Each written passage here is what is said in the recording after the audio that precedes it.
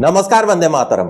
दोस्तों, स्वागत है आप सबका सैनिक पाठशाला में। आज के इस वीडियो के 4 महत्वपूर्ण जानकारियां हैं, जैसे आप बोर्ड पर देख पा रहे हैं। दोस्तों, 8वें पे कमीशन में एक ऐसे अधिकारी की नियुक्ति हो गई है जिनको भारतीय सेना के जितने भी जवान जेसीओज हैं उनका पेमेंट का, उनका पेंशन का, जितना भी एनोमलीज हैं, जितने भी विसंगति हैं, उनकी पूरी जानकारी है। ये कहीं ना कहीं एक तरफ से देखें तो अच्छी बात है कि 8वें पे कमीशन में अगर वो अपने पॉइंट्स प्रोजेक्ट करें तो हो सकता है जेसीओ जवानों के बहुत सारे ऐसी विसंगतियां सही हो सकती हैं। इसके बारे में आगे डिटेल्स में आपको समझाऊंगा दोस्तों। इसके साथ ही साथ दोस्तों, नोशनल इंक्रीमेंट में जो 3% पेंशन की बढ़ोतरी होती है उसमें किस तरीके से कैलकुलेशन किया जाता है, एरियर किस तरीके से निकलता है, कितना तक का निकलता है, वो भी आगे बकायदा आपको कैलकुलेशन करके समझाऊंगा दोस्तों।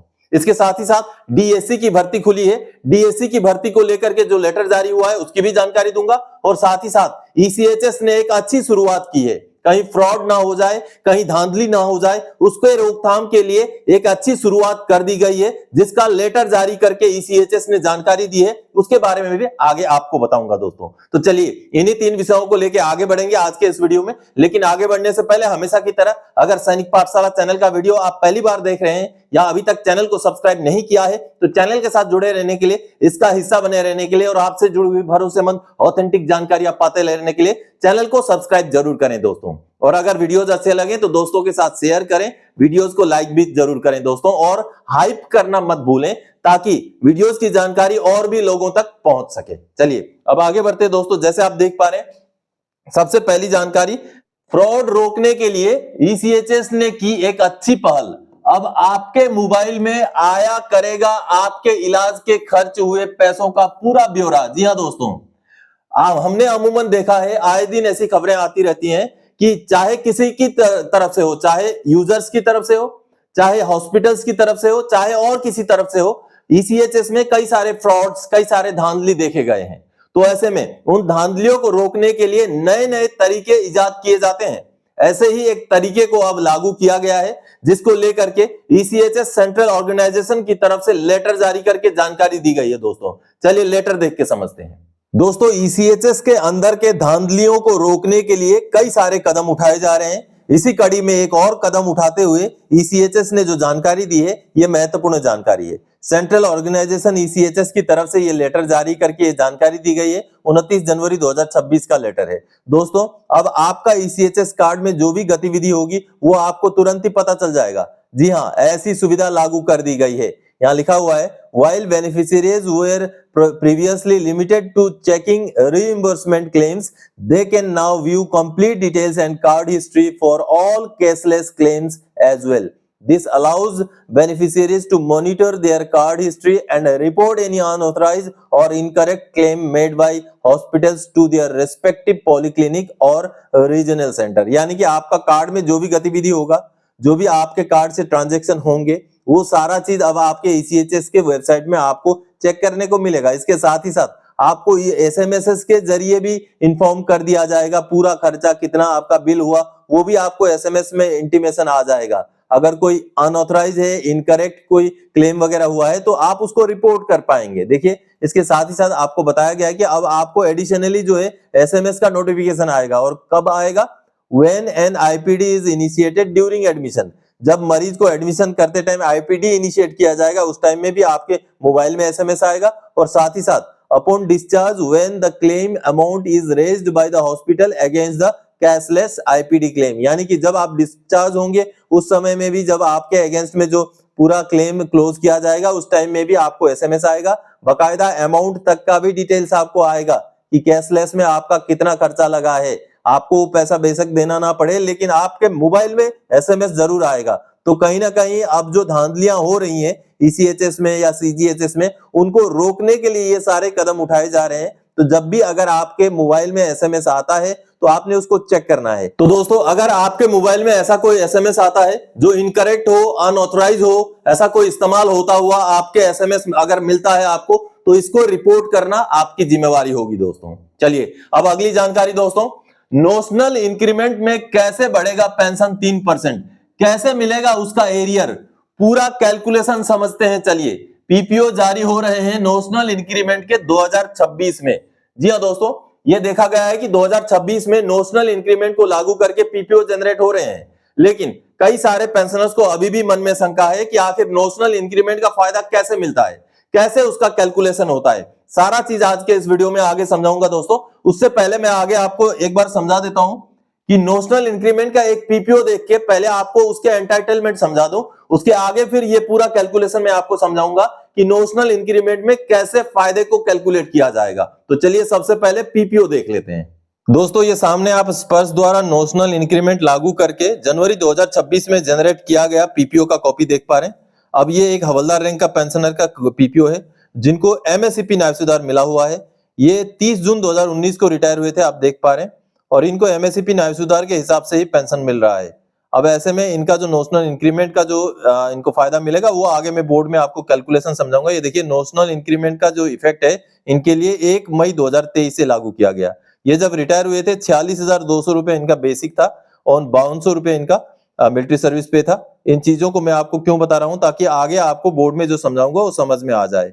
और उनका पहले जो पेंशन बना था 25,700 बना था, नोशनल इंक्रीमेंट लागू करके 26,400 बना था। ये सारी जानकारी आगे मैं आपको बोर्ड में अच्छी तरीके से समझाऊंगा। 29 जनवरी 2026 को निकला हुआ ये पीपीओ है। इनका अब एरियर कितना बनेगा, कैसे एरियर का कैलकुलेशन होगा, सारा चीज चलिए मैं आपको बोर्ड में समझाता हूं। तो आप सबने अभी पीपीओ देख लिया, चलिए अब मैं आपको समझाता हूं कि कैलकुलेशन कैसे होगा इन पेंशनर का जिनका आपने अभी पीपीओ देखा। सबसे पहले तो बेसिक जो था, बेसिक पे, नोशनल इंक्रीमेंट लागू होने से पहले उनका बेसिक पे था 46,200 रुपए जो आपने देखा।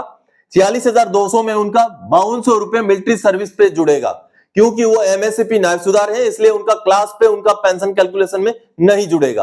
अब ये दोनों को जोड़ करके इसका आधा हो जाएगा दोस्तों उनका बेसिक पेंशन, यानी कि ये बेसिक पे और मिलिट्री सर्विस पे को जोड़कर आधा उनका बेसिक पेंशन 25,700 रुपए इनको रिटायरमेंट के टाइम में मिला जब नोशनल इंक्रीमेंट लागू नहीं हुआ था उनके ऊपर।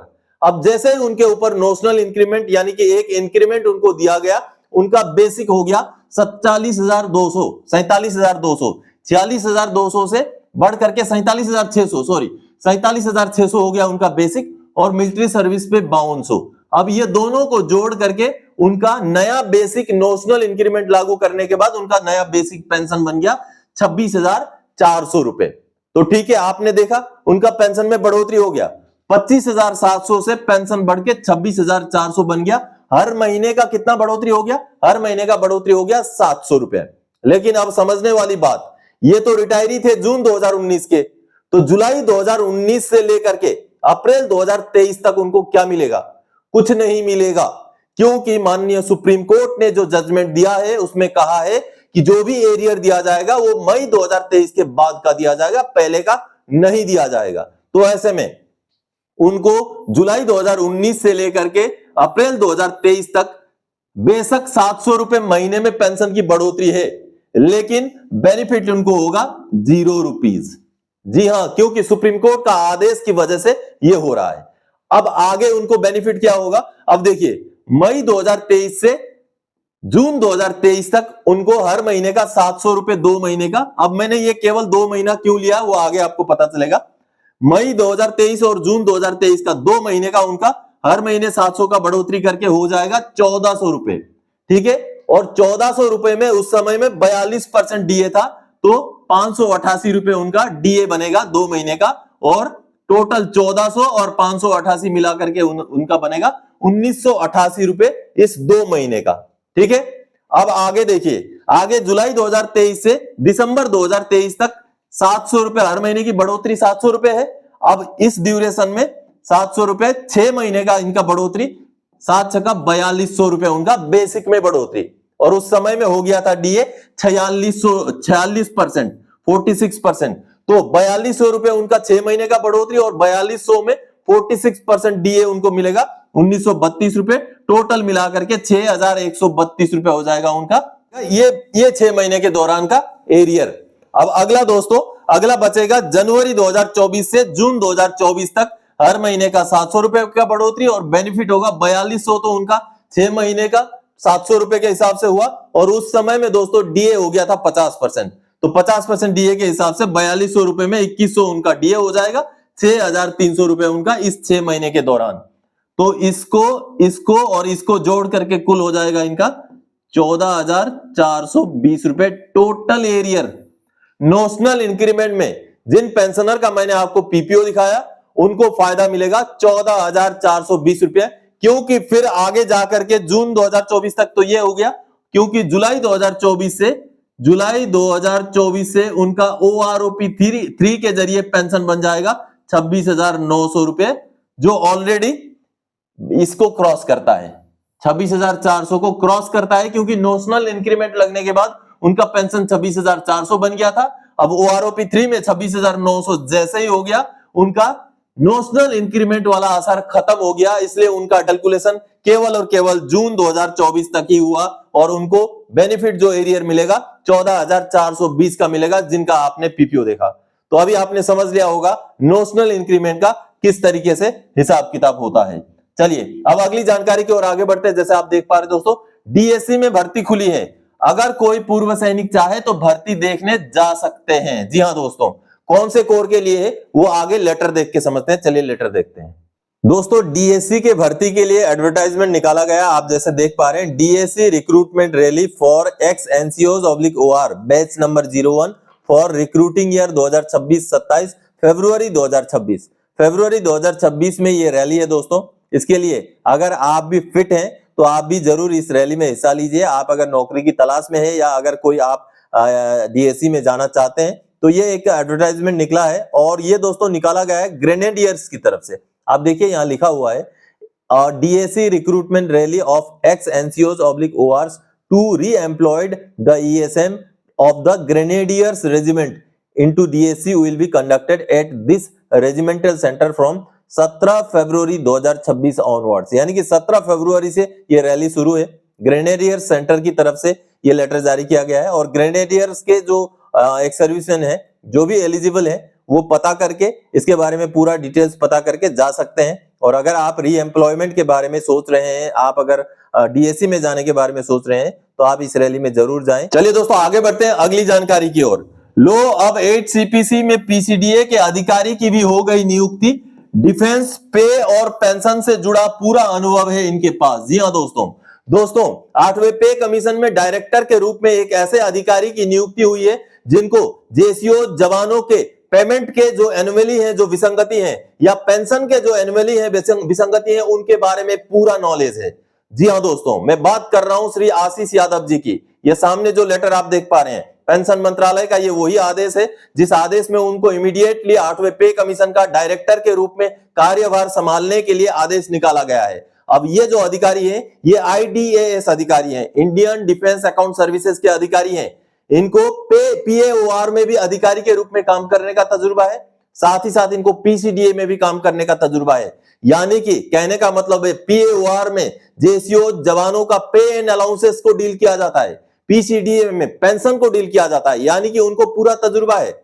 अब उनके बारे में जो उनका अपॉइंटमेंट वगैरह था उसको लेकर के एक छोटा सा रिपोर्ट आपको दिखाना चाहूंगा। दोस्तों जिन अधिकारी को 8वें पे कमीशन के डायरेक्टर के रूप में तैनात किया गया है, अपॉइंट किया गया है, उनका फौजियों के साथ, यानी कि जो भी पे अकाउंट ऑफिस है या PCDA है, उनके साथ काम करने का पूरा तजुर्बा है। यानी कि एक तरफ से देखा जाए तो फौज के अकाउंट डील करने वाले एक अधिकारी जिनका पर्सनल एक्सपीरियंस है जवानों के, जेसीओ के जो भी पे एंड अलाउंसेस से रिलेटेड, पेंशन से रिलेटेड जो भी प्रॉब्लम्स है, उनके साथ उनका ताल्लुक है, उनका संबंध है। ऐसे अधिकारी को 8वें पे कमीशन में डायरेक्टर के रूप में तैनात किया गया है, जिनके बारे में अगर थोड़ा सा आप यहाँ जानकारी देखेंगे तो आपको पता चलेगा। Shri Ashish Yadav IDAS 2012 batch has been appointed as director of 8 central pay commission CPC on deputation under the Department of Expenditure with tenure co-terminus with the 8 Central Pay Commission and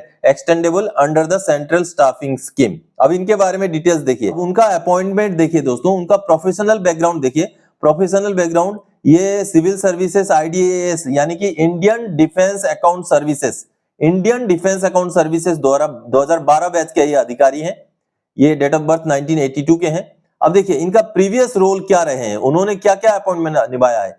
He has been progressed within the Defense Account Department, including posting as Joint Controller of Defense Accounts (JCDA) at PAOR DSC।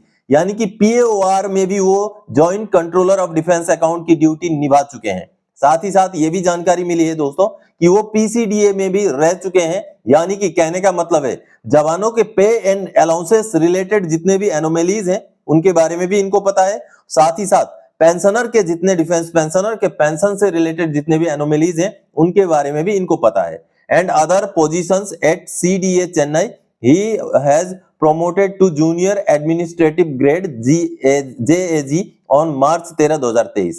Civil service जो है 2011 में उनका selection हुआ था। तो कहीं ना कहीं देखिए इनका रोल अहम रहने वाला है। यहां पर दिया हुआ role and responsibilities at 8 CPC। इनका रोल एंड रेस्पॉन्सिबिलिटीज क्या रहने वाला है आप यहां पर देखिए। The 8 central pay commission chaired by Justice retired Ranjana Prakash Desai is tasked with overhauling pay allowances and pension structure for more than 1 crore central government employees and retirees. As director, Sri Ashish Yadav is involved in policy implementation and technical oversight of the commission recommendations. The commission is expected to submit its recommendations by mid 2027 with pay revision projected to be finally implemented by late 2027 और early 2028। यानी कि दोस्तों आप देखिए इनका अहम role रहने वाला है। अहम रोल रहने वाला है कि 8वां पे कमीशन के जो भी रिकमेंडेशन होंगे उसके ऊपर इनका असर रहने वाला। और खास करके हमने देखा इन्होंने पे अकाउंट ऑफिस में भी joint controller of defence account की ड्यूटी निभाई है, PCDA में भी ये रहे हैं। तो इस वजह से इनको जो जवान जेसीओज के पेमेंट पेंशन से रिलेटेड अच्छा खासा नॉलेज है। अब एक ऐसा अधिकारी नियुक्त हुए हैं जो चाहे तो हमारी जितने भी विसंगति हैं, जो भी एनोमेलीज हैं, वो पे कमीशन के सामने रख सकते हैं।